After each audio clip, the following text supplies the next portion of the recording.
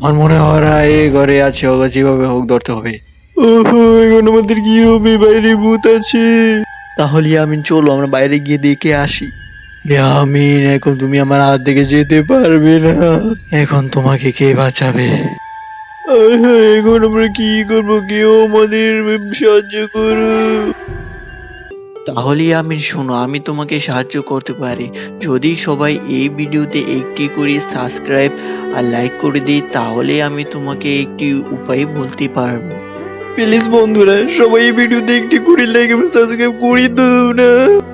বাহ ইয়ামিন বাহ, সবাই দেখি কত বলো। তোমার কথা শুনে সবাই দেখি এখন থেকে লাইক এবং সাবস্ক্রাইব করা শুরু করে দিয়েছে। তাহলে তুমি এই জিনিসটাকে ব্যবহার করো এই ভূতগুলোকে তাড়াতে। এ নেও দুষ্ট ভূত।